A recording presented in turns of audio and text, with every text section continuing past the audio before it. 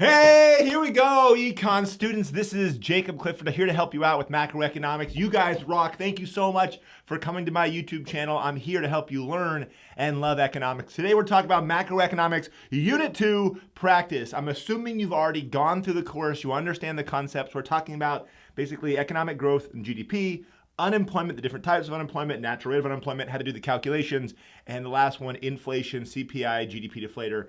A lot of calculations today. If you didn't already do so, then you're messing up. You want to get this, make sure to grab the practice sheet that's going to go along with this video. The link is in the description below. Just go download that. It's free to help you guys out right now with this COVID-19 stuff. So get down there, download it, and go ahead and start on your own. You should have already started doing that. A couple things I got to mention. First of all, thank you. Thank you seriously so much. I really appreciate it. Do me a favor in the comment section. First of all, like this video. First thing, like it and subscribe. And then also let me know how my audio is, if I'm sounding okay. If I'm not, I'll check and make sure I fix that. Keep in mind, I'm making videos, live videos every Monday, Wednesday, and Friday of April to help you guys out. Monday is micro, Wednesday is macro today, and then Friday I'm doing something called case studies. It's awesome. It's basically the practical application of economics. Last time on Friday I did one and we talked about why, this shortage of toilet paper, everyone thinks that people are hoarding, and it turns out that that's not the reason. In fact, we read an article and talked about the idea that actually it's not people hoarding that's causing this toilet paper shortage. There's a perfectly logical explanation and it has nothing to do with people hoarding. Anyways, right down there is the calendar that tells you what I'm doing and when I'm doing it. So make sure to stay tuned and hang out with me. I want to help you guys understand these concepts. Okay, what we're doing today looks like this. Let me double check that audio really quick. It looks like you guys are saying we're good. All right, we're awesome. I'm so glad you guys are here. We're talking about macroeconomics Unit 2.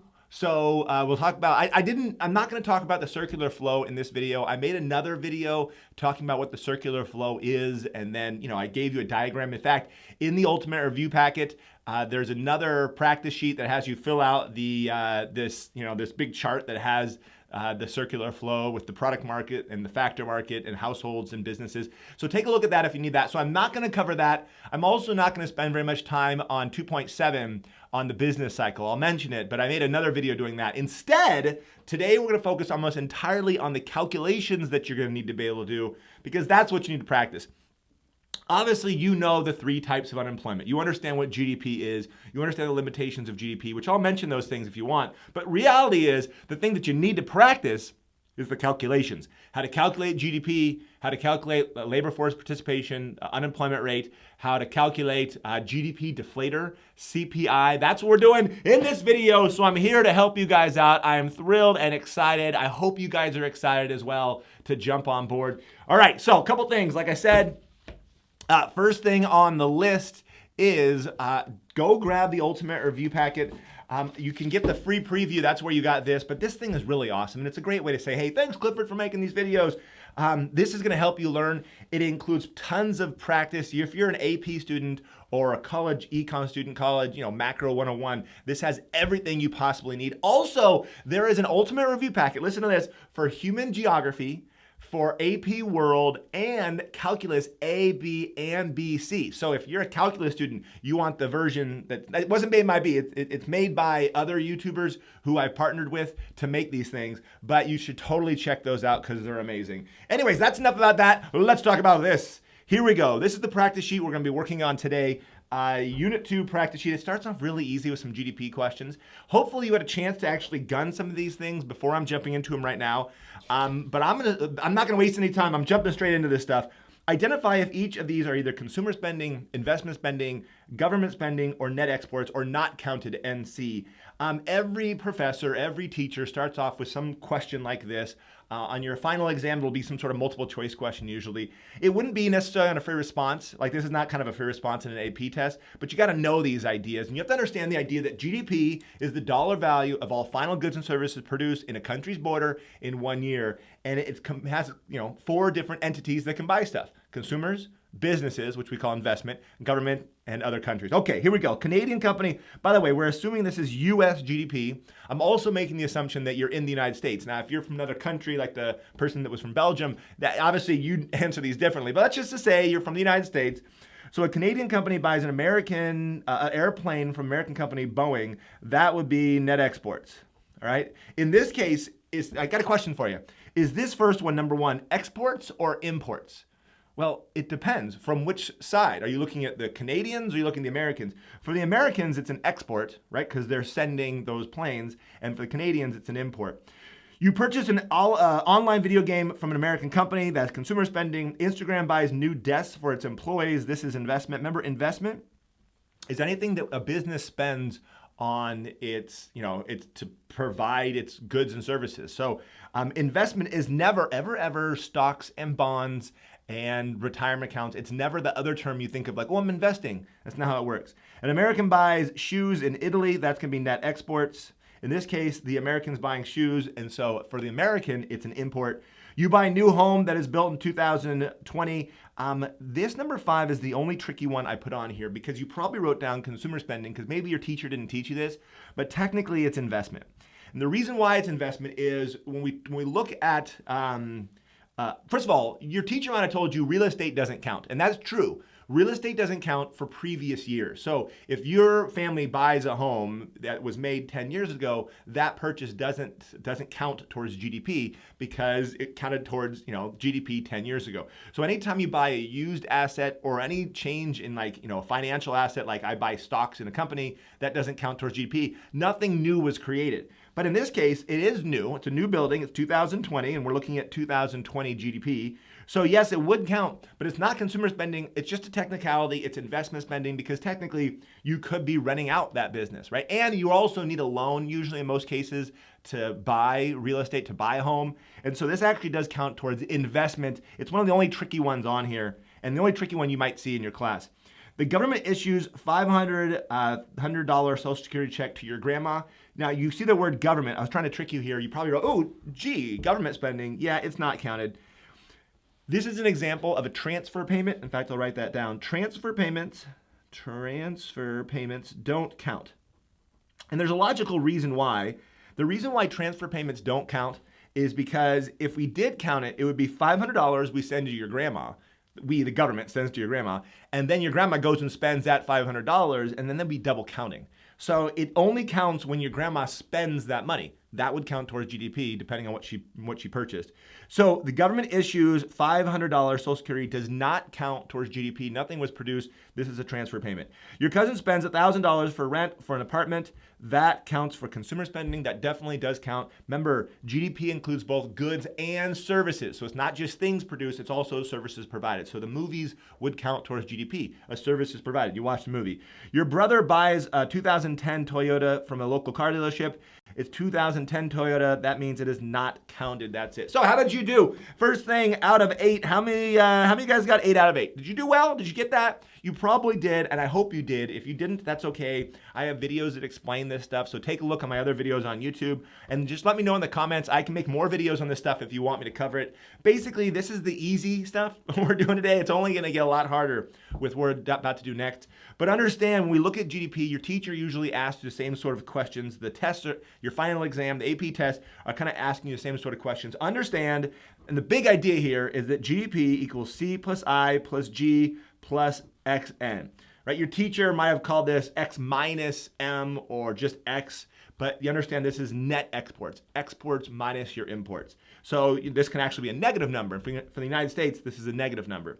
You should also understand, just for life, that consumer spending is what drives an economy. That's 70% of the United States GDP is consumer spending. And that's one of the reasons why everyone's freaking out during this COVID-19 situation is because people aren't spending. Because you can't go out. If you can't go out, you can't spend. If you can't spend, that's other people's income that they're not earning, and so they can't spend, and that's something called the multiplier effect. You learn that in Unit 3. Okay, that's the big concept. Hope you understand that. Good. Let's move on to something new, and here we go. We're talking about unemployment here. Answer the questions. When possible, show your work. For those of you who are taking the AP test, this year is going to be different. First of all, there's only 2 free responses they're going to ask you, and neither one of them are going to have any graphs. So it's not going to be as simple as draw aggregate demand and supply, showing a negative output gap, shift the aggregate demand. None of that stuff. It's too easy to just go find answers online, right? Because the College Board understands how students are. It's an open book. It's an open test. It's open book, open internet test. So the only questions they can ask are questions that are going to require you to show some sort of work to prove you understand what the heck you're doing.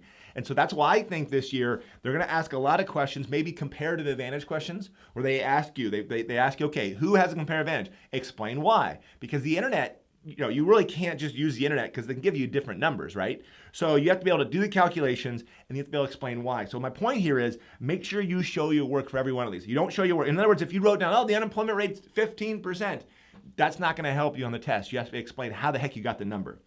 So here we go. The nation of Macrostan has a population of 400 million people that are 16 years and above. So there's some people who are less than that. We're not looking at those people. Currently, 250 million people have a full-time job.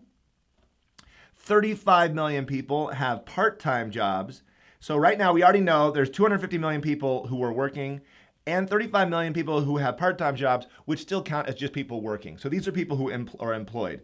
Of the 30 million people that would like a job but are not currently employed, so there's another 30 million people. In fact, if you actually add this up, you realize there's some people missing. Like, wait, there's, if there's 400 people, 250, 35, 30, wait a second, where's the other people? These are other people. These are, I don't know, stay-at-home moms. These are other people who don't want to work. Maybe these are students. Like, there's other people who aren't at all looking for a job. But of the 30 million people who would like a job but are not currently employed, 15 million are actively engaged, that's key, and 15 million have given up, that's also key.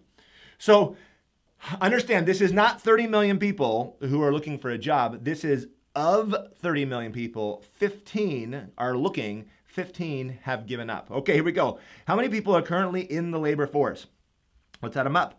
There's 250 people who are fully employed, plus 35 million people who are part-time employed, plus it says another 15 million people who are actively engaged in trying to get the job, but these 15 million don't count because they gave up. Remember, that's called a discouraged job seeker, a discouraged worker. If you give up looking for a job, you're not considered unemployed because you're no longer part of the labor force. You gave up. So here we go, adds up to 300 million.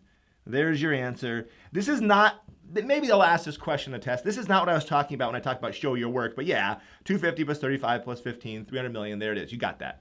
Okay, here we go. Oh, I wrote it the wrong place. Ah, dang it. So, yeah, my bad. Luckily, I have a second piece of paper. This works out really well for me. So, how many people, let's just do it again. 250 plus 35, that's called planning ahead, equals 300 after you originally screw up. All right. So there it is. Forgive my horrible, crappy handwriting. All right. Calculate the labor force participation rate. Here's what we're going to do right now is I'm going to create a list of equations that you need to remember. It's good to have an equation sheet. And when I taught, my students, I don't tell my students, oh, memorize these equations. But because the new AP test and the way they're going to ask you to show your work, you got to memorize these equations. So the first one we're looking for is the labor force participation rate. Labor force participation rate. So I'm going to do some shorthand here, forgive me. So labor force participation rate is the number of people in labor force, which makes sense, divided by the number of people that are of working age, or the working age population. So labor force participation rate, calculate labor force participation rate, show your work. This one we said there's a grand total of 300 million people who are in the labor force, divided by, it said earlier, 400 million people who are 16 years old and above. So 300 divided by 400, oh, I forgot, oh, my bad, times 100. Oop, don't forget that. Because we want a percentage, it depends how this question is asked. They might let you keep it at 0.75, that's fine. But understand times 100 would give you the percentage of 75%. Okay, so we don't have any information about them. All right, what is the total number of people counted as unemployed? All right, that's another good question. So how many people are considered unemployed? You want to say 30 million, but we know 30 million of those 15 million have given up. So the answer is 15 million people. It requires no calculation. Maybe you could say something in there. If the question did say explain, which it probably wouldn't, you'd say 50 million people because 30 million people would like a job but are not working, and 15 of those gave up. So the other 15 are considered unemployed. Okay, calculate the unemployment rate. Back to the equation. Unemployment rate. And you know this. I mean, by the way, everything I'm showing you, you're probably like, yeah, I know this. I just want the answers. Awesome. If you're thinking like, oh, I don't know this, that's okay too. How about you be ahead of me? When I write this stuff down, you write it down too, and see if you remember the actual equation. Unemployment rate is the number of unemployed people divided not by the working age population. That would be weird because some people aren't looking for work. We're looking at by the labor force. And since we want a percentage, times 100 gives you a percentage. Ah, man, I have ugly handwriting. I'm so sorry. I should have typed this out. But you know how to do this.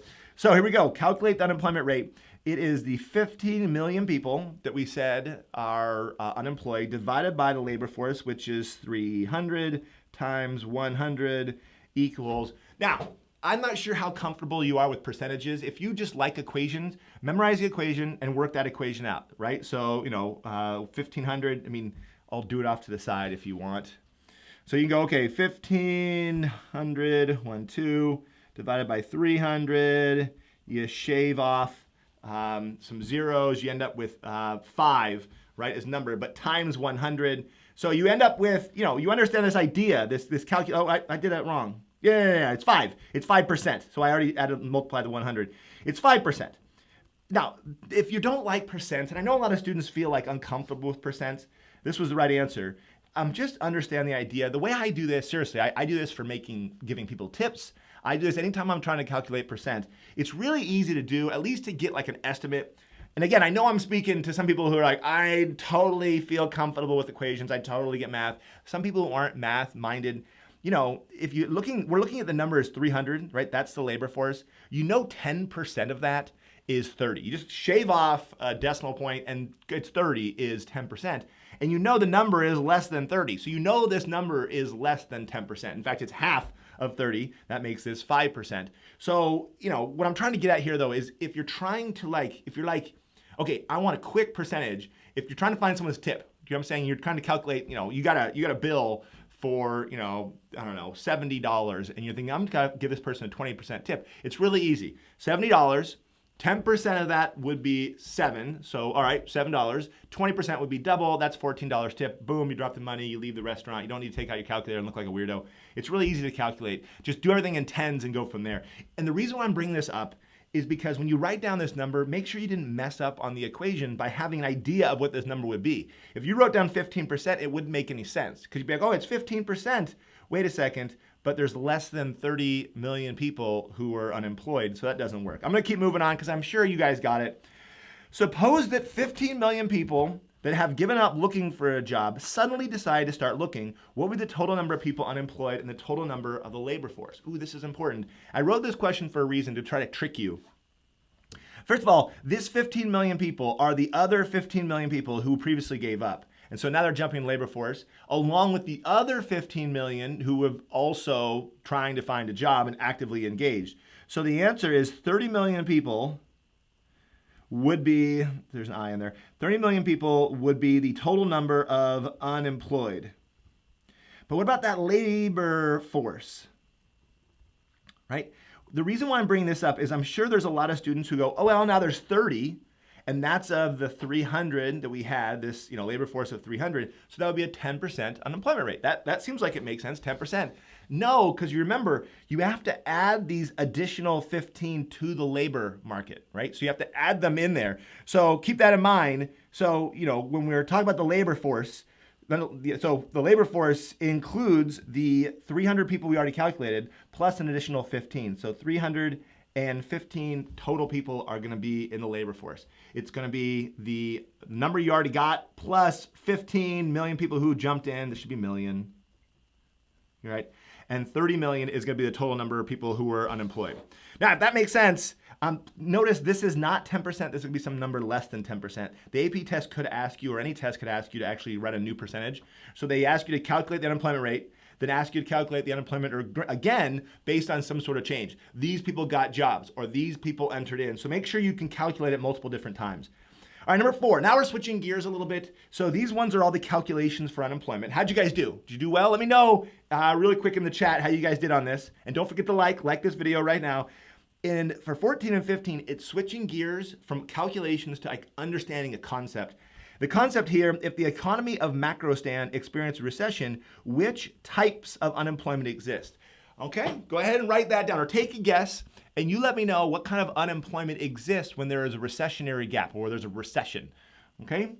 Now, if you said cyclical unemployment, then you're wrong. Yes, you're wrong because it's not only cyclical unemployment. Remember, there's 3 types of unemployment. Yes, there'll be cyclical unemployment, but there will also be frictional and structural. In other words, there will be all the unemployments. Again, a trick question, or at least a tricky question. A lot of times students, oh, well, there's cyclical unemployment when there's a recession. Yeah, but there's also frictional and structural because there's always frictional and structural. You should also know these. I don't have any questions on here that have you practice, like, which one of these individuals are frictionally unemployed, although you might see that on a test. But understand the idea. Frictional unemployment are people in between jobs. And so they're coming out of college or they're in between 2 jobs and people want to hire them, but they're just not working right now. Frictional employment. Structural employment, people don't want to hire them because they don't have the right skills. This is VCR repairman. And then cyclical employment is happening because the economy is in the crapper. And so if you remember this, cyclical unemployment, the trick I give, cyclical unemployment, the economy is sick. That'll help you out. So if the economy is sick, there's a recession, it's not doing well, you have cyclical unemployment. During a recession, would the unemployment rate be greater than, less than, or equal to the natural rate of unemployment? Well, it would be greater than. The unemployment would have to be greater than the natural rate of unemployment because, I'll write this out, because the natural rate of unemployment is frictional plus structural unemployment. Don't write this on your test. I have horrible handwriting, so I'm just kind of shortening things out. But if you're listening to my words, you hear me saying natural rate of unemployment is frictional plus structural. This is the idea of full employment. Full employment is only frictional and structural, no cyclical unemployment. So the economy is doing great when we have some people out of a job, people between jobs and people who lost their job because a machine does it better or something like that. Now, I did see in the chat someone ask a question, what are the types of unemployment or how many types of unemployment are there? Your teacher might tell you there's 5, and that's okay. Really, we're gonna focus on 3. Now, there's subcategories, so there's frictional unemployment, and a subcategory of that one might be the idea of seasonal unemployment. People are out of the job for a season because it's wintertime, you can't do construction work during the winter. So that idea of frictional unemployment. Keep in mind though, like a teacher that is off for the summer, or like you on the weekend, like, oh, I'm on the weekend, I don't have a job.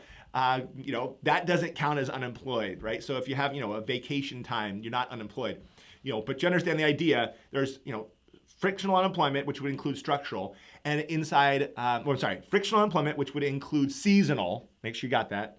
And then for structural unemployment, this idea of technological unemployment, where a machine does it better, which is just a type of structural unemployment. Anyways, you understand the idea. These 2 questions are really trying to make sure you understand more of a concept than a calculation, obviously. But make sure you know those. Those are pretty big ideas. The different types of unemployment and the natural rate of unemployment. Also, be able to do these calculations. Remember, there's calculating the labor force participation rate, and the unemployment rate. Make sure you can do all those. We're switching gears to inflation. Oh my gosh, if there's one thing that students freak out about, it's these calculations they have to do with inflation. And you really don't have to. Just understand the idea of percent change. If you understand percent change, then usually you're going to be fine. So let me write that down before you jump into this. Percent change. So you use this so often in macroeconomics, not necessarily directly like percent change in GDP or the percent change in prices, but really all this percent change stuff is inside what you're about to be talking about here, the CPI. So when we talk about percent change, we're talking about the old minus the new. So the old number minus the new number divided by the old number times 100. Now, if you're freaked out like old what? Like if I give you 2 numbers and I say, what's the percent change between these 2 numbers? You take the first number I gave you, subtract out the second number I gave you, divide it by the first number I gave you, times 100, that pops out a number. That number is the percent change between those two numbers. So I just like to teach it simply, old minus new, divided by the old times 100, pops out a number. That number is your percent change. This you're going to see, in fact, you're about to see it right now. And here's what I did with you guys. There's two ways of doing this. I could have done it the easy way and just given you the market basket for each one of these and said, all right, go for it. Instead, I did a little bit of a detective story where I gave you some information, but some things are missing here. All the information you need is here to answer this chart, to fill this thing out. So right now, I want you to do is you're calculating two different things, first of all. And there's two different things when we talk about inflation. This is important.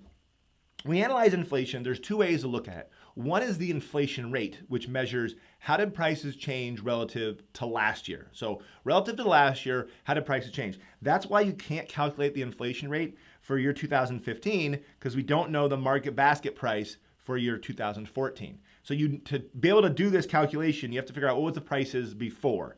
So that's just the change in price relative to the previous year. This whole idea of CPI is talking about what is the price. It's not exactly the idea, but it's the concept of how a price change relative to a base year, right? So it's not the inflation rate relative to a base year as much as it's not a percent at all. In fact, you can see this is 50. It's not 50%.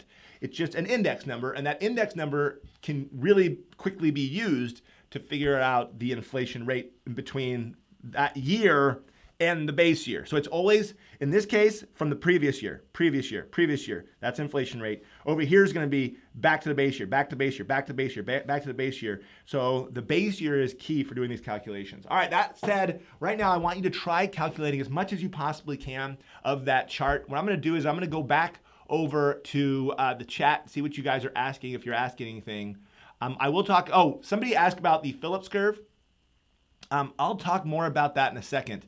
The concept of the Phillips curve is taught in Unit 5 when we, analyze this. It's not that hard of a concept. It's not that hard to graph. And I have a video that explains it. But basically it shows, in fact, I'll talk about it now. As you guys are working, if you want to learn about the Phillips curve, then listen. If you want to keep practicing, practice. If you can do both at the same time, then awesome. So the Phillips curve shows this idea that you can't have you can, but it doesn't happen very often, high unemployment and high inflation. They're usually inversely related. So you usually end up with an economy that has high unemployment, which bites, and that's not good, but you have very low prices, right? Because, a lot of people are out of a job, they're not really pushing the price for goods and services up. On the other hand, when you have an inflationary gap and the economy is kind of overheating, then you would have high prices, but you don't have high employment. You have high employment. In other words, a lot of people are working. So this Phillips curve shows that relationship. And the Unit 5 summary video will draw the graph, explain the graph, and talk about how that graph shifts. So the Phillips curve is totally key and super important. Someone asked me also, will this be up after the live stream? Yes, I'm leaving these videos up. I made this for you guys because of this COVID-19 stuff. I want to be able to help you guys out. Normally I keep this inside my Ultimate Review Packet, and it's just behind a paywall. I'm doing this because seriously, I want to make sure that you have access during this crazy time. All right, that said, let's jump into the calculations. This is so exciting. Okay. Now, the first thing you got to understand is for this first one, we can go up first, we can go down first. The key is to find these numbers. Once we have these numbers, everything else can actually be filled in. So where do we want to start? Let's start right here. This is going to be an easy one. We're trying to figure out what is the market basket. And if you didn't know what a market basket is, the government agencies track the value of a market basket, a set of goods that don't change from year to year. And then they can track the prices from year to year and say how prices change. It's obviously way more than $40, but you understand I'm just making easy numbers, which reminds me, on the AP test at least, maybe your college professor is the same way, it's going to be easy whole numbers. So if you're coming out with 12.8765, then you did something wrong. They should be whole numbers, relatively easy to calculate. So here we go. In this case, we've got prices increased 25%. So from 40 up 25% gives you this number. So the question is asking, what's 25% of 40? Well, it's 10, right? It's 1/4 of 40 is 10. And so this must be $50. That's $50. That means this must be true. We already got one. Whew! That was easy. Perfect. Okay, now that we got that, CPI. Now, how do you feel about that? You feel comfortable? Maybe if you went reverse, it would help you understand 40 to 50 is a change of 25%. Remember that equation we just did a few seconds ago would help, right? So this is the old number, which is 40, minus the new number, which is 50, divided by the old times 100 would pop out 25%. So does that help? I hope that helps. Okay, next one, let's keep going. All right, so now what we're gonna do is, let's go figure out this one. To do this one, we need to understand what a CPI of 50 means. A CPI of 50, first of all, let's back up. The CPI of the base year is always 100, right? And maybe it's time to actually give the equation for CPI. So the CPI is an index number. It equals the value of a market basket in some given year. So there's some market basket that you've been given, right? Divided by the value of that same basket. I'm gonna write all this stuff. The market basket in the base year. So it's the value of what it is today, right? Or whatever they give it to you. It doesn't really matter about today, but the value of the market basket you've been given divided by the value of the market basket in the base year times 100 pops out a number. This number is not a percent. You're tempted to be like, oh, it's a percent. It's not a percent. It can be easily used to figure out the percent change, but it's not a percent. It's an index number. So here we go. That's why put this equation underneath. That's why the base year is always 100. It's the value of the market basket, which in this case would be, you can't see that. You can't see either one of them. $40, right? Divided by the same $40, because the base year is the same, times 100. The base year is always 100. So if you see 100, it's either the base year or the same value, the market basket's the same value as the base year. Now, if you see 50, that means prices are 50% lower, right? 50% lower. So that means this must be 20. Aha! So that 50 tells me that must be 20 because this is saying the CPI is when prices were 50% lower. So that has to be, half of 40 done. Now that we have this column, we can easily calculate this column and this column using the two equations that I just gave you. So here we go, let's do it. So from 6 to 20 is an increase of 4. And then remember, this is where people get confused. Like, okay, well, which one do I use? Did I use 20%?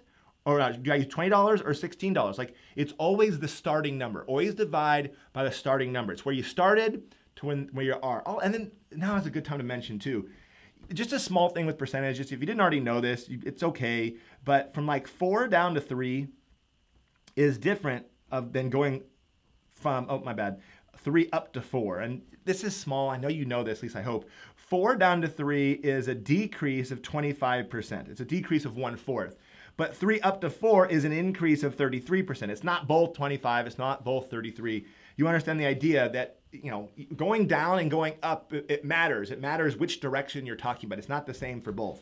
So back to this.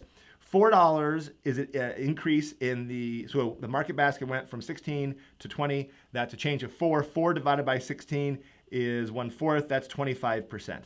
So 25% change in prices between year 16 and 15 and 16. All right, from 16 to year 16 to 2017, 20 to 40, that's obviously a 100% increase, right? From 50 to 56, ooh, that's a good one. So this is 6.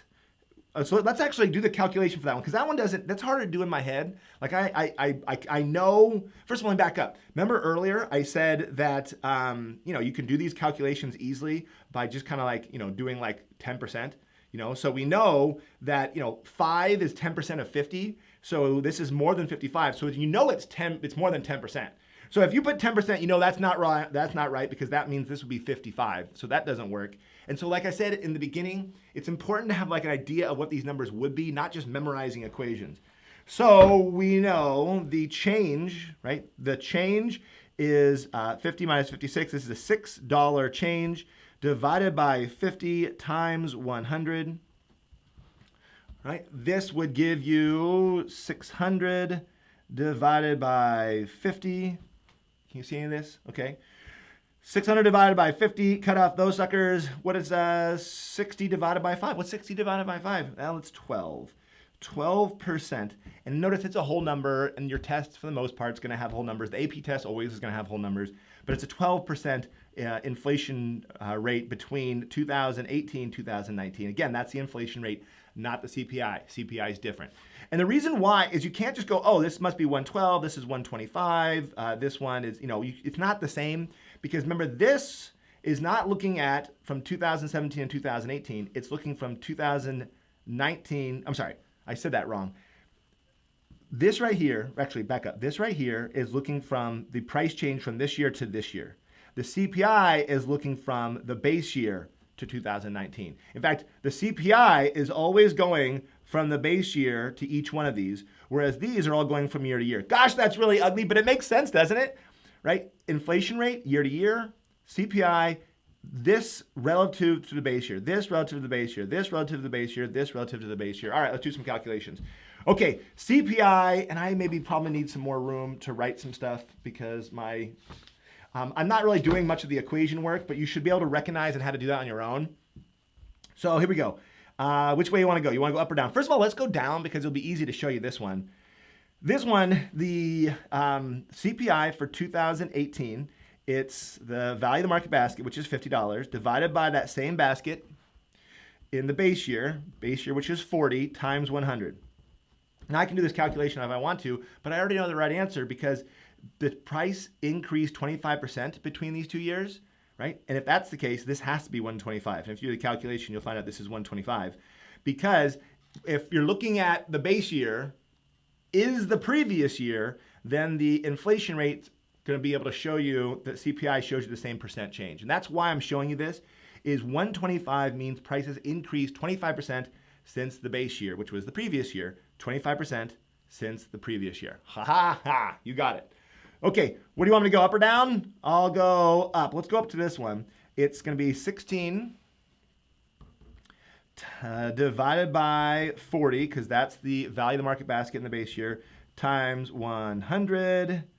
This is going to be 1,600 divided by 40. You shave off a 0. 160 divided by 4. This is going to be 40. Notice it's not CPI. Is not a percentage. Don't put a percent here. Don't put a percent here. Don't put a percent here. That's not the concept. Last one, 56 divided by 40 times 100. Do the calculations. This one's going to come out to 140. There it is.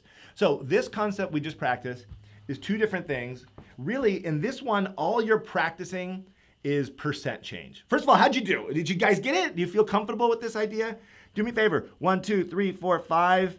How'd you do out of 5? Let me know, really quickly, how'd you do on out of 5? And I'll check in fact, I'll stop here and go check the chat for a second, see how you guys did. But basically, yeah, I guess you had to get 2 of them right to get the point on these ones, but you get the idea. There's 2 skills I want you to practice right here, and that's what you're practicing. You're practicing, number 1, can you do this idea of percent change? And number 2, can you calculate the CPI? Hopefully I'm going the right speed. I'm not sure because you're not in the room with me if I'm going too fast or too slow. So this is the time to let me know in the chat if you want me to slow down doing those calculations or speed up. The more important thing than any of this stuff is understanding this equation sheet. If you memorize these equations, and they're not that hard. If you memorize these things and you get really comfortable with them, then you're gonna be fine. Like you're gonna be like, okay, I got this. Okay. All right. So let's find out. All right. Let's find out how you guys did. Someone said negative 20 out of 5. That's not good. I see easy. This is great. 5 out of 5. Nice. 5 out of 5. 5 out of 5. It looks like you guys are feeling comfortable, which is nice. I feel like the AP channel for macro is going too fast. All right. It's a good question. Or it's good. But you got 5 out of 5. Someone said, you're going too fast. I always talk too fast. That's one of my problems. I totally geek out about this stuff and get like really overly excited. So that is one problem. But the truth is, it's all about practice. So right now, if I'm totally above your head and you're just like, what's going on? You probably need to go watch the unit summary video for unit 2 over again. And then you probably need to do some more practice calculations like for the study guide and the Ultimate Review Packet. That would probably help you out. I hear too fast. Okay, what I'll do is I can't go slow for the things I just did. If nothing else, it might be helpful for you to stop and go try that over again So, and I'm serious, maybe not right now because I'm going to keep going, but go back, reprint one of these, a blank one, and see if you can do the calculations over again, or maybe wait an hour, let your brain forget the calculations and try it again. But it's one of those things that you just have to slow down. Now would be a good time to ask me some questions too. John said hi. Hi, John. So someone asked a good question. Morgan asked about inflation, deflation, and disinflation. These are all like definition questions. I did make videos talking about this concept, but inflation, as you know, is price over time generally go up. Deflation is the idea that prices actually fall, which does happen, especially when the economy is doing poorly, like when there's Great Depression, and hopefully not now. But when people can't buy stuff and no one's really buying things, prices tend to fall. That's deflation.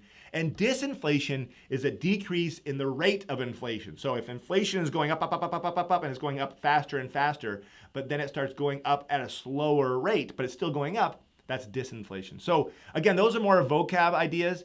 Someone asked me for a formula PDF. I can maybe add one of those and upload one of those. Maybe before the AP test, I can do that. But for now, what I have is just this little equation sheet that I'm drawing with you. How about you make the formula sheet, which would look like this?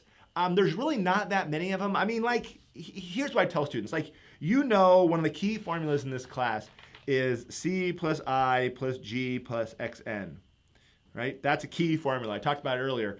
But you don't need to, like, write that equation down or like, oh, I need to put that down. You understand the idea. The economy has 4 components. Done. So, only write down the concept and the equations that you actually would like potentially forget. And more importantly, understand the concept. If you understand the concept, you'll be fine. For me, when I was back in college learning this stuff, I would have forgotten this. This is more of a skill, percent change, understanding the equation, and understanding what numbers work and what numbers don't work.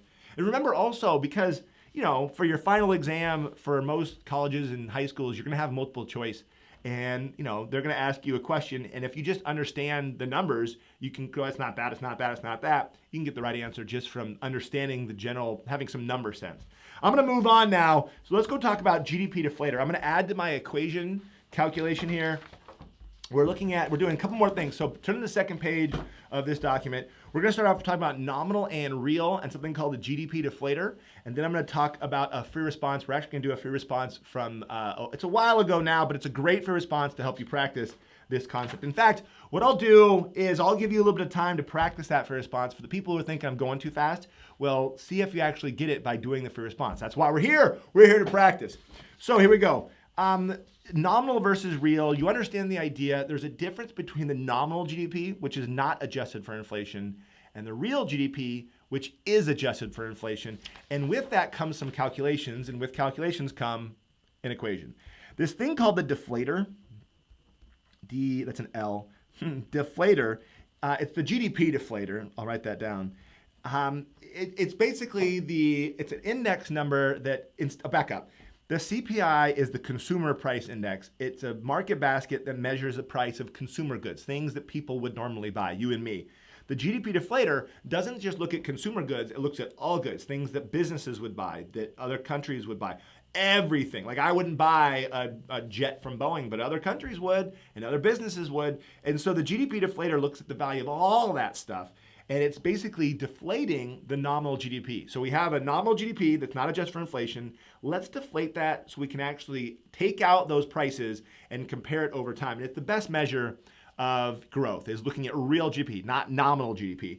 So the GDP deflator is a number. It's just like the CPI and the fact that it's an index number. It's not a percentage. It is the nominal GDP, that's G, divided by the real GDP, times 100. Now, before you freak out, another equation, dude, it's the same equation as before. It's really the same idea as last time. It's the value of a market basket, right, divided by the value of the market basket in a base year. Watch this. It's the value of all the market baskets, right, not adjusted for inflation, divided by the value of all those market baskets if you take out all the prices and put it in a base year. It's literally the same exact idea. Different concepts entirely, but equation-wise, same idea. So once you know one, you got the other one. So the GDP deflator is the nominal divided by the real times 100. Now, that might not help you as much because the test is not always going to ask you for the deflator. In fact, here's what happens a lot of times. A lot of times what they'll do is they'll ask you for, okay, well, what's the nominal? Like they'll give you the deflator, the real, what's the nominal? Or they'll give you the real and deflator. I'm sorry, they'll give you the deflator and the nominal, and they'll ask you for the real GDP. So really quickly, let me just show you this so you feel comfortable before we do some calculations. I'm going to rewrite this because it's a little easier for me to show you what I'm talking about. It's the deflator equals the nominal divided by the real times 100. Okay? So that's the equation. You just memorize that. You got it. And you understand what we're looking at. The deflator is the nominal divided by the real times 100. Now, if you multiply r on both sides, then you'd get r times the denominator. This is some 8th grade algebra here, is 100. Right? And so this is the same darn thing. And what you can easily do with this, now that you're at this point, right? If you're looking for the denominator, you use that equation. If you're looking for, let's say, I don't know, the real, then if I want the real, then I divide the deflator. I keep saying denominator, I'm not sure why. You divide the deflator on both sides, so this would be the nominal times 100 divided by the deflator. So if they ask you for, give us the real given the nominal and the deflator, then you can calculate the real. And over here, if you want the nominal, then for this one, you would just you divide 100 by both sides. So this would be the real times the deflator divided by 100. Right? This will be the equation for the nominal GDP. So notice that in all cases, no matter what, doesn't matter what they give me, they're going to give me 2 out of the 3 variables. We're looking at a deflator, a nominal GDP, a real GDP, and they're going to give you 2 of the 3, and then you have to do the calculations for the other one. That's pretty ugly right here, but hopefully this helps you understand the idea. If it was me, I'll be honest, I wouldn't write these 3 equations out as 3 separate equations. I would memorize one equation, that one, and just do a little bit of algebra to identify how to calculate the other 2. All right, that said, let's do it. Let's jump into it.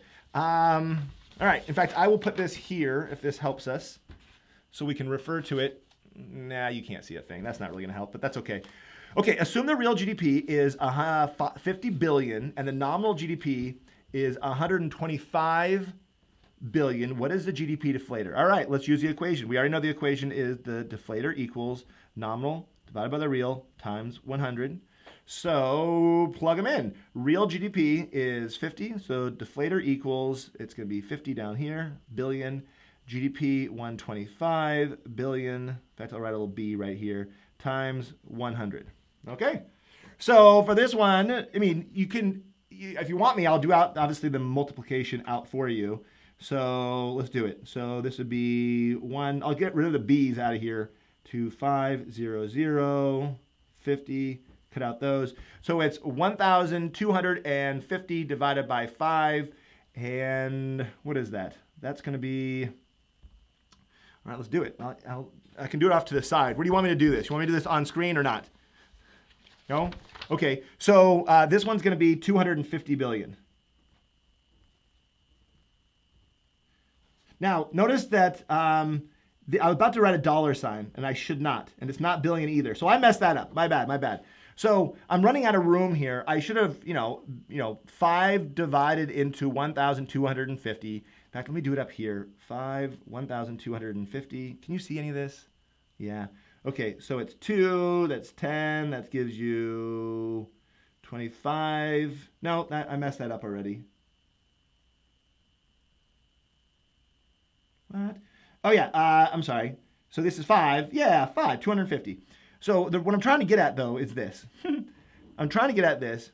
This is not a percentage. I know you want to be, oh, it's a percentage. Oh, it's $1 billion. It's not.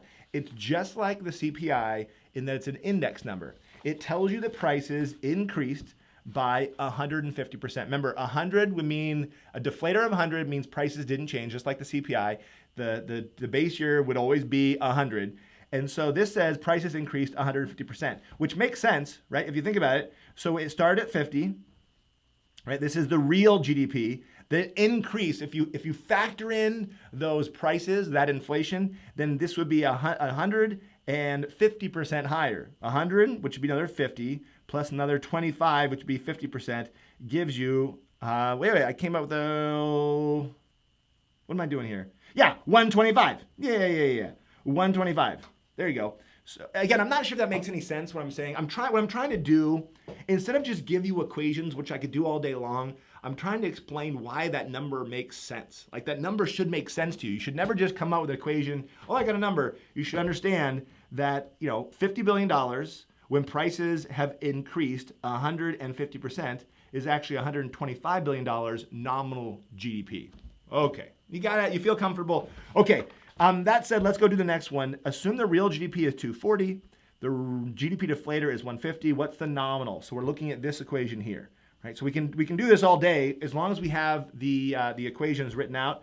The nominal GDP equals the real times the denominator divided by 100. So the nominal equals the real, which is 240, times 150 divided by 100, right? 22, this one's going to be $360 billion.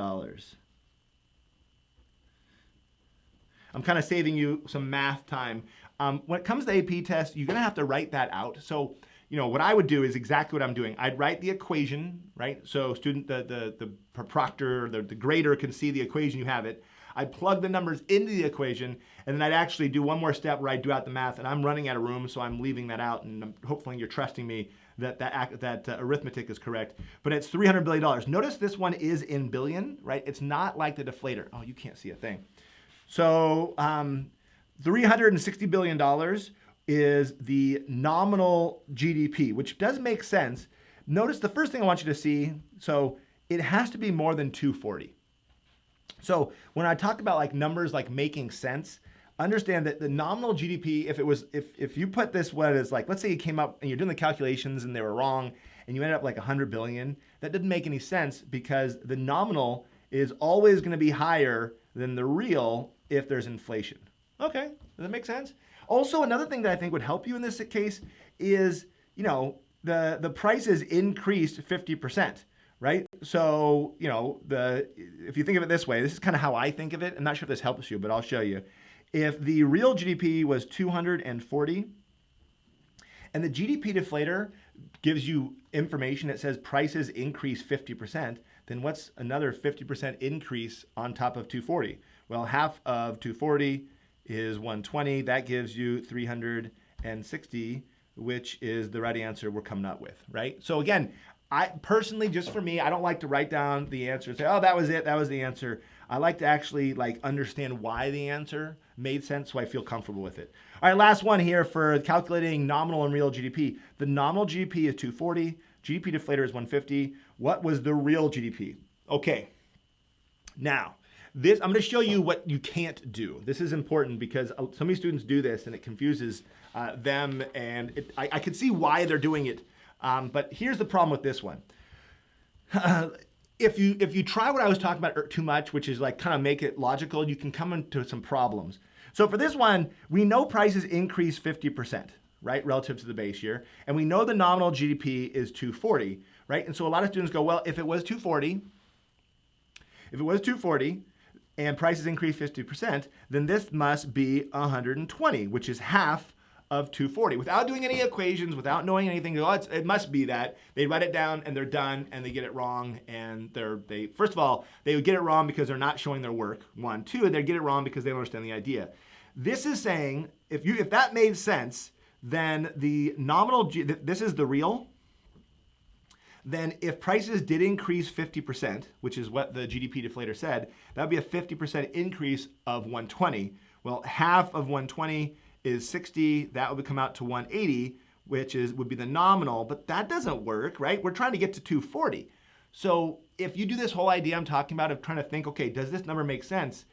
You will put it in the equation, get the answer, then turn around and go back to the logic and be like, oh, no, I don't like this. This doesn't work. It can't be 120. 120 doesn't actually make sense. Let's throw it in the equation again, and let's break out an equation sheet. We're looking at we're using this equation because we're looking for the real GDP. The real equals the nominal times 100 divided by the deflator.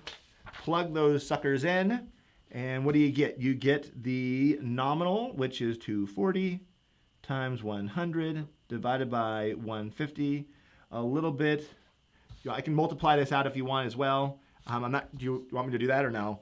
I'll just do it. 160 is the right answer. This makes more sense. Why does this make sense? Well, let's do what I did earlier with you, which didn't work, except with 160. So with 160, so this is the right answer. First of all, I got to point out it's in dollars and it's in billions, right? Because we're talking about a real GDP. One more time, real, nominal are both in dollars. GDP deflator is not in dollars and it's not in percentages. Okay, so 160 billion. 160 billion is the real. To make this nominal, you add 50% of it. 50% would be 80. That's 50%. And that gets you to $240 billion, which is what we were looking for in the first place, $240 billion. So that logic does actually make sense. I don't know if that helps you. And to me, I always feel better with the logic. I'm more of a logic person than an equation person. But either way, you got to understand, have the equation, memorize this one, be able to convert it over, figure out the real and the nominal. And then, I was a AP grader for about 10 years. And even if students like mess up the arithmetic, for some reason, let's say you just did crappy math and you added this up and multiplied it out and came out to, 120 billion. If you wrote down this equation, we would give it to you. So if you set it up properly, but you just messed up on the math, that's okay. We gave it to you. So the things you got to be able to do, know the equation, be able to put the numbers into the equation, and then show the work, which I'm skipping right here, and then give the actual number. But the show the work and the setup is more important than the actual answer. At least it was. They might have made changes on it, but I'm pretty sure they haven't. Okay, we are switching gears yet again. How'd you guys do on nominal and real? If you did well, give a like to this video. If you didn't do well, again, I have videos that explain it. I also have several practice questions in the Ultimate Review Packet in the Unit 2 study guide that help you practice nominal and real. It's just, I'm telling you right now, if you feel uncomfortable with this is one of those things that you just have to practice. You got to sit down and practice, then practice again and practice again. If you're super mathy, which I know some of you guys are, then you're fine. You're like right now, you're going too slow because I'm a math person. This is easy. Cool. All right. Assume that you received, now we're actually switching to something else, understanding nominal and real applied to like your raise, like to like your wage. So assume that you received a nominal raise of 2%. So your boss brings you in and says, guess what? We're giving you a 2% raise. But the inflation rate was 8%. What is your real wage adjusted for inflation? This is one of the reasons why you learn about inflation and why you keep track of inflation. If your boss gives you a raise, you got to tell him, listen, this has to be at least as much as inflation, or else the money they're giving you has less purchasing power than the money that you used to have. So in this case, there's actually an equation. I'm not sure if you want me to write this one down on our equation list. I guess I can. I'm going to write it over here. It's starting to get pretty ugly here. But understand this idea that we're talking about nominal and real. Your real equals the nominal minus inflation. Now, this is going to make a lot more sense when we talk about something with interest rates in Unit 4. When we talk about, in this case, it's going to make sense for your wage because it's kind of intuitive. But later on, it makes a lot more sense, and it really becomes important when we're talking about lending out money. So if I lend out money to you and I charge you a 5% interest rate, but it turns out inflation was 12%, that's going to be a problem for me. Maybe not for you, but understand this idea. That's what I want you to get at. Assume you receive a nominal raise of 2%, and the inflation rate is 8%. What is your real wage adjusted for inflation? It's negative 6%. You're actually making less money in terms of purchasing power, how much stuff you can actually buy after inflation. And the reason why inflation eroded your raise and some, and so negative 6% is how much you're making in terms of purchasing power. Notice this is your real. Real is always adjusted for inflation. So your real wage fell 6%.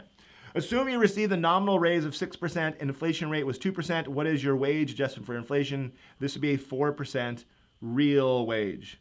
So your real wage increased by 4%. Notice it's positive 4% because there was some inflation. And that's the point. Anytime you get a raise in the rest of your life, always go look at the inflation rate and realize, well, yes, I did get more money, but yes, because of that, inflation, it's not as much as I might actually think. Again, you're going to see this concept over again in Unit 4. We talk about interest rates. So for now, I'm going to leave it right here. Okay, for all of you who have felt like maybe I've gone too fast or too slow, it's time for you to practice.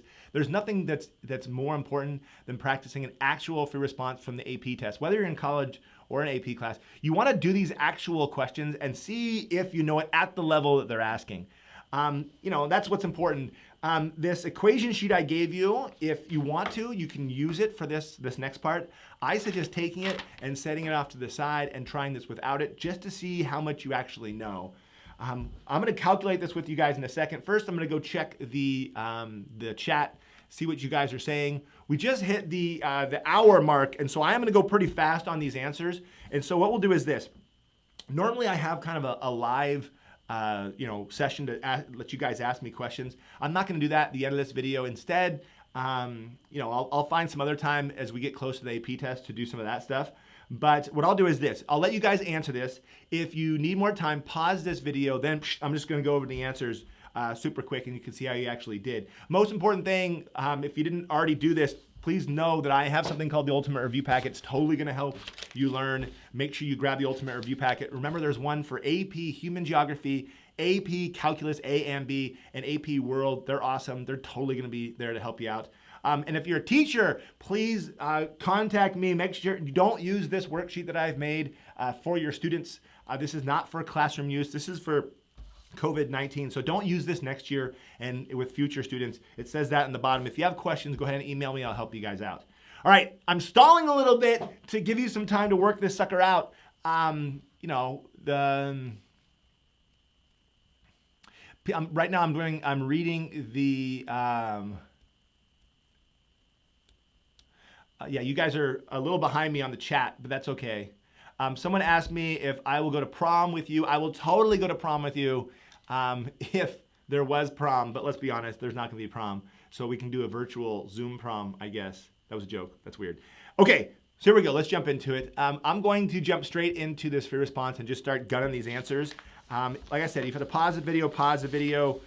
Stick around the end. Oh, I forgot. Make sure to watch the whole video through because I am going to talk about the business cycle and make sure you understand some key concepts about that. All right, you ready to rock? Here we go. All right, this is from the 2008 Form B question. So it's a while ago, but it's a great question because it's about as good as it gets when it comes to actually calculating these concepts. Notice it pulls from all the concepts that we've already done. It starts off by looking at GDP, which we did in the very beginning. Then it starts talking, it doesn't do unemployment, but it does do this whole idea of nominal and real, the GDP deflator. These are all concepts that you have to practice. So calculate this year's nominal GDP for these goods. First of all, it has 3 goods, bread, water, fruit. The table shows each year's these with output and the price. How do you get the GDP? Well, the GDP is the dollar value of final goods produced.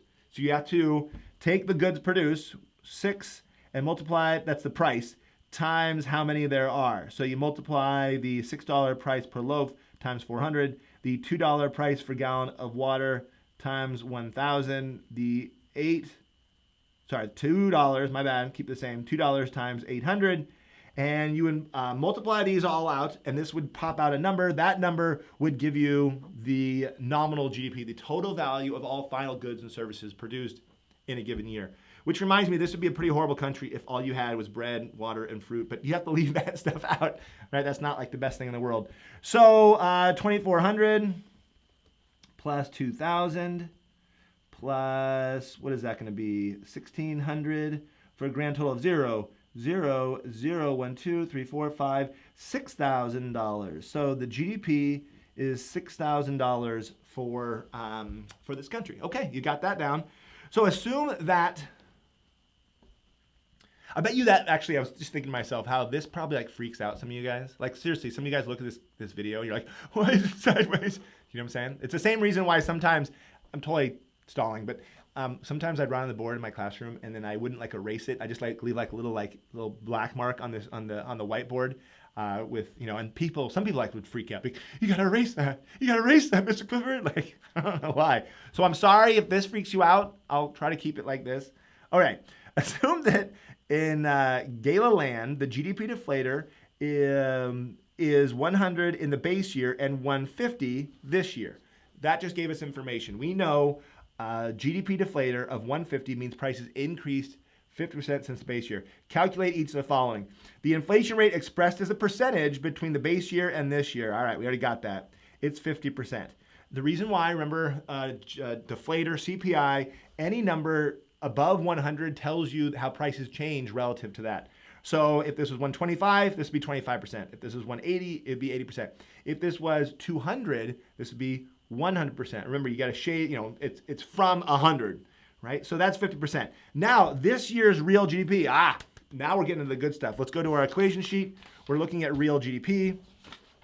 So we're down here. Real GDP equals the nominal times 100 divided by the deflator. It gave us all these things.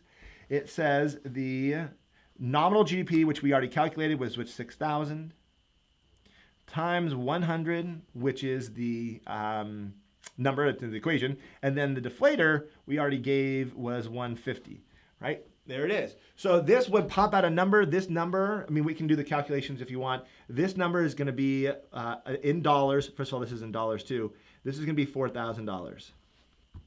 So the real GDP is 4,000. Again, let's see if you fell for it. Did you fall for it? This is what I was talking about earlier. Exact same problem. In fact, the exact same numbers. A lot of students want to go, well, prices increase 50%. 50% of 6,000 is 3,000, 3,000 done. Boom. But no.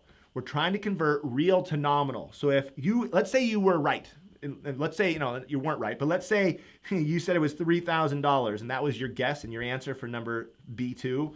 $3,000 plus a half plus 50% would be $1,500, which would be 4,500. That's not 6,000. So that can't be right. So really, if nothing else, if you were like, I don't think they'll do this on the AP test. They'll actually have you show your work. In fact, it doesn't say here, but you'd show the whole work for this. But if you saw this, that doesn't end up working because it's just logical. So you can start just throwing numbers out. Since they're whole numbers in the AP test anyways, go 2,000. No, 2,000 wouldn't work. All right, 3,000, 4,000. You could potentially do some guess and check. You shouldn't, because you should understand equations and feel comfortable with it. But I'm just trying to help some of the people who are like really struggling.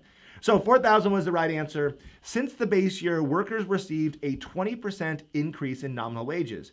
If the workers face the same inflation you calculated in part BI, what would happen to their real wage?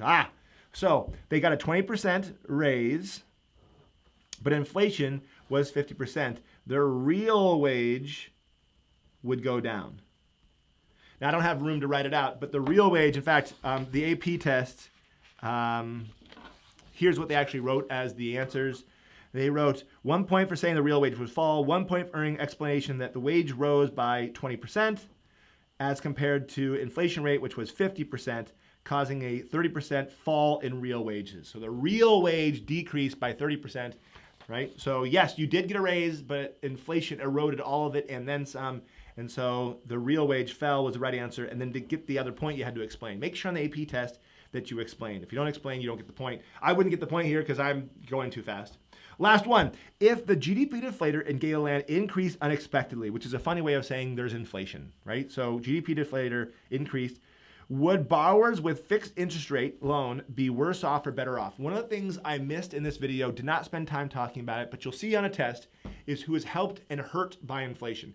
Just remember, the people that are hurt by unanticipated inflation, by the way, not anticipated inflation. When inflation occurs and we didn't expect it, that's when lenders are hurt and borrowers are helped. So this one, as a borrower, they would be better off.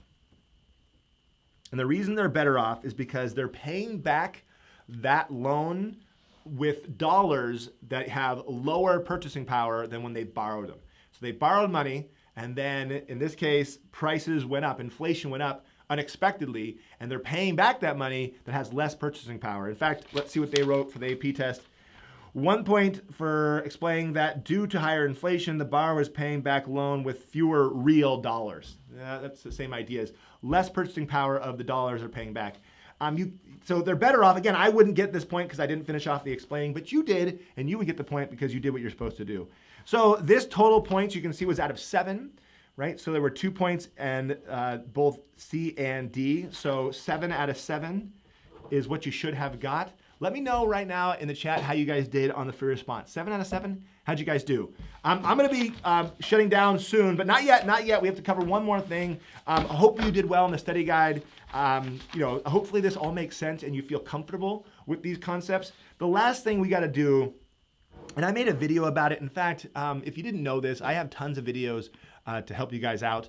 One of the things that I made was this couple things, So the first thing, I made a video, when is the next recession? I made this on my birthday, which was February 20th. I didn't know that we were actually starting that recession at that time in the United States, but we're definitely in a recession right now. So one of the things that you'll notice from all the things we just did, this is all super academic. On Friday, both this Friday and next Friday, I'm talking about more the practical application of all this stuff. So for your AP test, for your final exam, you have to be able to do these calculations. You have to be able to do this stuff, but you should also understand economics like in real life.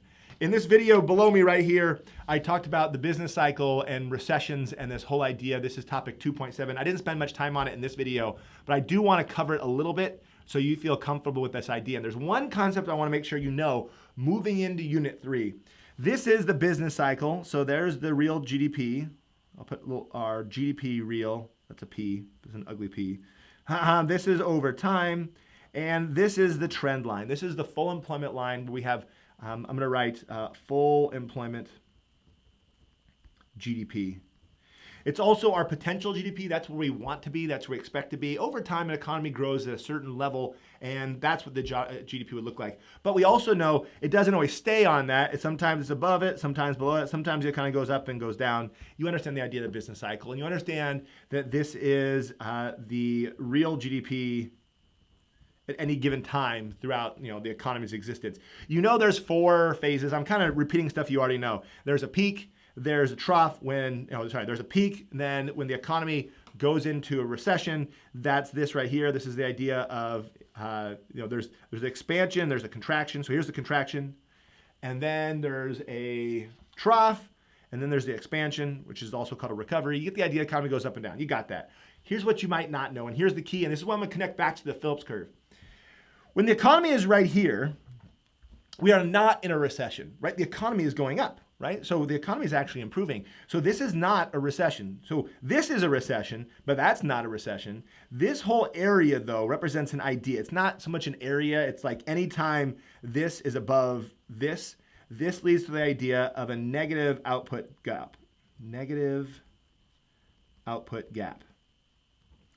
The AP test, gosh, I got horrible handwriting. The AP test uses this terminology, negative output gap, also called a recessionary gap, right? The AP test used to use maybe that term more, but now understand negative output gap. We're producing some output less than our potential.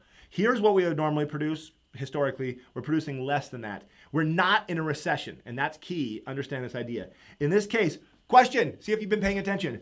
What types of unemployment do we have? What types of, say it right now, seriously, say it to the screen like a weirdo as you're watching this. What kind of unemployment are we looking at? Cyclical? No, all of them. Remember from earlier? This is all types of unemployment, including cyclical. So we have frictional, structural, and cyclical unemployment all happening here. Now up here, right, yes, we're actually in a recession.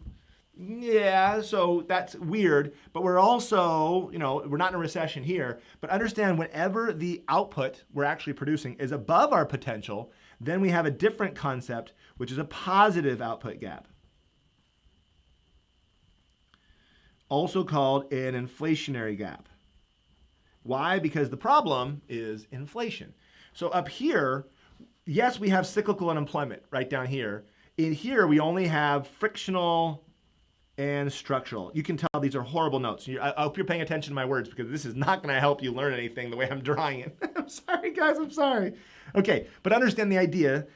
There's frictional unemployment and structural unemployment, but no cyclical unemployment, right? And these numbers are really low. We have very few people in between jobs. A lot of people are working. The economy is overheating, and we have higher inflation. So we're here, we have a lot of inflation, down here we have a lot of unemployment, but we usually don't have both at the same time, and that leads to something called the Phillips curve, which you're going to learn later on, and you're going to understand this concept called the Phillips curve. It'll make more sense, this Phillips curve, when we get to aggregate demand and supply in Unit 3, and you can kind of see them close up next to each other.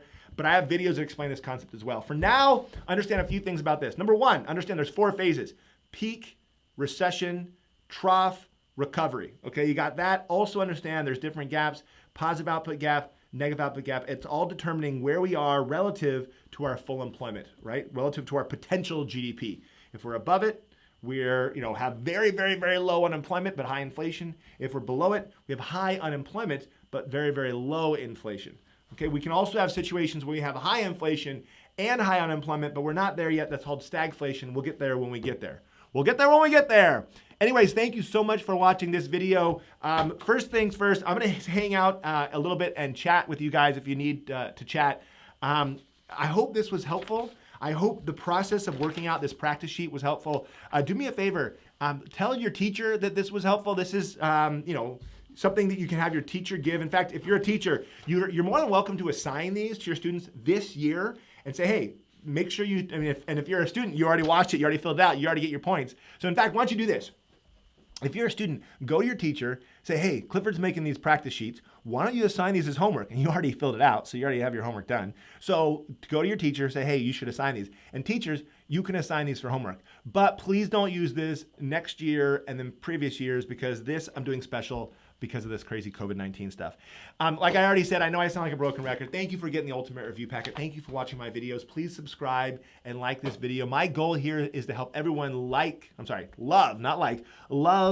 and learn economics. And it's been my pleasure being your online teacher to help you guys practice this stuff. You know exactly what I'm gonna say to you guys right now, as I always do in all of my videos. So thanks so much for watching. Until next time.